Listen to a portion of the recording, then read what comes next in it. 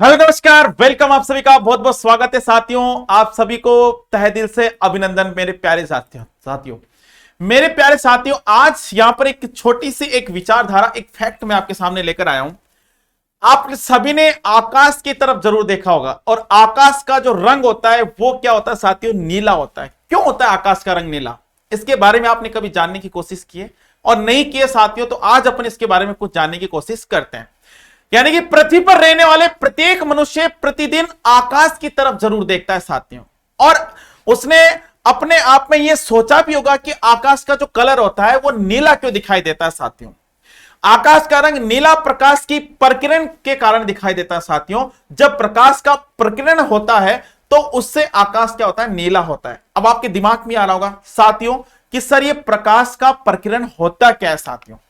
प्रकाश का प्रकिरण क्या होता है साथियों? इसके बारे में अगर मैं बात करूं तो ये क्या चीज होती है, अगर आपने साइंस पढ़ी हो तो यहां पर आपने देखा होगा कि प्रकाश का प्रकिरण क्या होता है साथियों। जब प्रकाश किसी ऐसे माध्यम से गुजरता है जिसमें अति सूक्ष्म आकार के जो कण विद्यमान होते हैं, तो इन कणों के द्वारा प्रकाश का कुछ भाग सभी दिशाओं में फैल जाता है, और इस घटना को प्रकाश का प्रकिरण कहते हैं साथियों।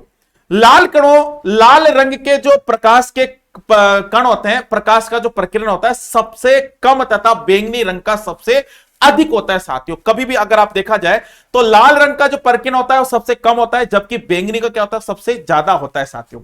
आकाश का, अब आपके दिमाग क्या होगा, सर आकाश का जो रंग है नीला ही क्यों दिखाई देता है?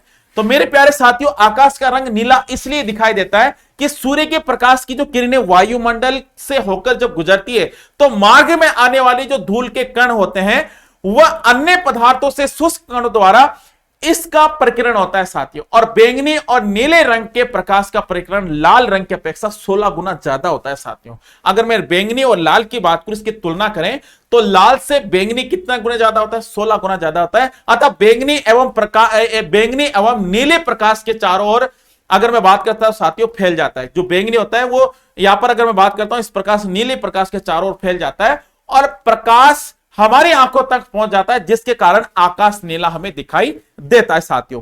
यदि वायुमंडल न हो तो सूर्य का प्रकाश में प्रकिरण नहीं होगा। वायुमंडल नहीं हो यानी कि पूरा खेल वायुमंडल का ही है, जिसके कारण आकाश हमें काला दिखाई देगा। जब वायुमंडल नहीं हो, आंखें बंद कर लो साथियों, क्या कैसा दिखाई देगा? काला होगा। यानी कि रात के अंदर अगर मैं बात करूं तो रात के अंदर आकाश कैसा? तो यहां पर काला दिखाई देगा। यही कारण है कि चंद्रमा के तल से देखने पर आकाश हमें कैसा दिखाई देगा? काला दिखाई देगा साथियों।